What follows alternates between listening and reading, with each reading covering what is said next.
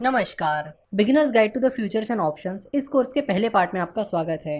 Beginners guide to the futures and option इस course में हम डेरिवेटिव्स मार्केट के बारे में डिटेल में जानने वाले हैं कि डेरिवेटिव मार्केट क्या होता है, फ्यूचर्स क्या होते हैं, ऑप्शंस क्या होते हैं, वो कैसे काम करते हैं, कैसे आप उनका यूज़ कर सकते हो, चाहे वो हेजिंग के लिए हो या फिर प्रॉफिट के लिए हो। फ्यूचर एंड ऑप्शन से रिलेटेड जो टर्म्स होती है उनका मतलब क्या होता है, ये सब हम समझने वाले हैं।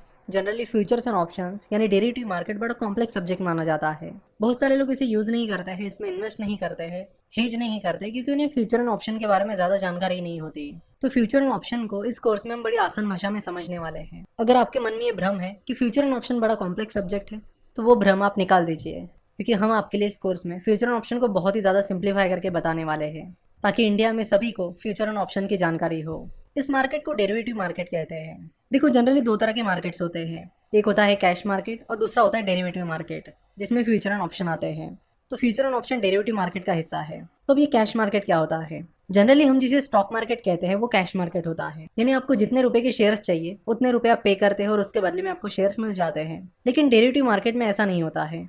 यहाँ पे सिस्टम कम्प्लीटली अलग है। तो कैश मार्केट के बारे में सभी लोग जान लेते हैं, क्योंकि वो काफ़ी आसान भी होता है। जैसे कि फॉर एग्जांपल किसी कंपनी का शेयर 100 रुपए का है और आपको उस कंपनी का शेयर खरीदना है, तो आप 100 रुपए उस कंपनी में इन्वेस्ट करके उस कंपनी का शेयर खरीद सकते हो। सिंपल। वही जब हम किसी कंपनी का फ्यूचर या ऑप्शन देखते हैं, तो वहाँ पे हमें अलग अलग चीज़ें देखने मिलती है, जैसे कि अलग अलग strike prices, open interest, mark to market. ये सारी चीज़ें और नाम देखने के बाद कई बार हमें कुछ समझ में आता नहीं है, और इसीलिए हम उस पर ज़्यादा ध्यान भी नहीं देते हैं।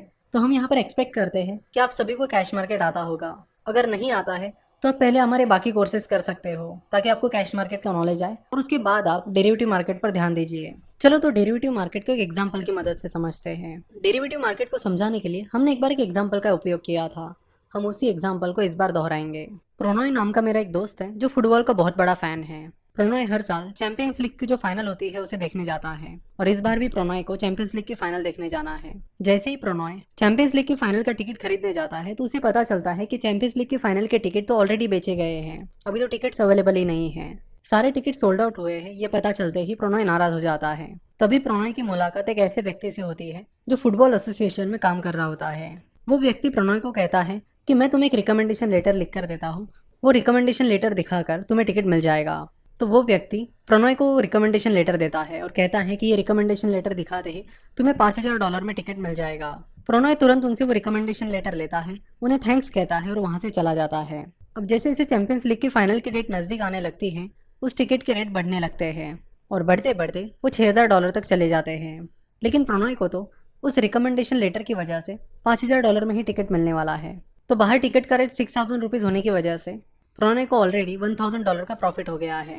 मैच के एक दिन पहले तो टिकट के रेट और भी ज़्यादा बढ़ जाते हैं, और वो बढ़कर $7000 हो जाते हैं, जिससे प्रणॉय का प्रॉफिट अब $2000 हो गया है। लेकिन वही मैच को जाते जाते प्रणॉय का एक्सीडेंट हो जाता है, जिसके चलते उसे हॉस्पिटल ले जाना पड़ता है, और इन सब चीज़ों की वजह से वो उस रिकमेंडेशन लेटर को दिखाकर टिकट नहीं खरीद पाता है। तो जैसे ही मैच खत्म हो जाती है, उस रिकमेंडेशन लेटर की वैल्यू 0 हो जाती है।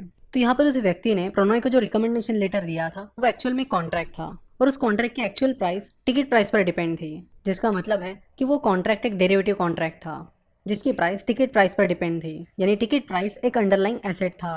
तो डेरिवेटिव मार्केट इसी तरह वर्क करता है। ये बस एक इमेजिनरी एग्जाम्पल था, ताकि आपको डेरिवेटिव मार्केट समझ में आए। हर डेरिवेटिव कॉन्ट्रैक्ट की एक एक्सपायरी डेट होती है। जैसे कि हमने यहाँ पर देखा कि जिस दिन मैच थी वो उस रिकमेंडेशन लेटर की एक्सपायरी डेट थी, क्योंकि मैच खत्म होने के बाद उस रिकमेंडेशन लेटर की कोई वैल्यू नहीं रहेगी। तो यहाँ पर आप एक इंपॉर्टेंट चीज समझ लीजिए कि डेरिवेटिव क्या होता है और अंडरलाइंग एसेट क्या होता है। यहाँ पर टिकट एक अंडरलाइंग एसेट था और रिकमेंडेशन लेटर एक डेरिवेटिव कॉन्ट्रैक्ट था। सिमिलरली जब हम फ्यूचर्स एंड ऑप्शंस की बात करते हैं, तो अगर लेट से टीसीएस का कोई फ्यूचर है, तो इस फ्यूचर की वैल्यू टीसीएस के शेयर पर डिपेंड रहेगी। तो टीसीएस की शेयर प्राइस एक अंडरलाइंग एसेट है, जिसका डेरिवेटिव है टीसीएस के फ्यूचर्स कॉन्ट्रैक्ट। तो आज हमने बस डेरिवेटिव को समझा। नेक्स्ट लेक्चर में हम फ्यूचर्स एंड ऑप्शंस को समझेंगे, और उसके बाद हम उनसे जुड़ी बाकी चीज़ें भी समझ लेंगे।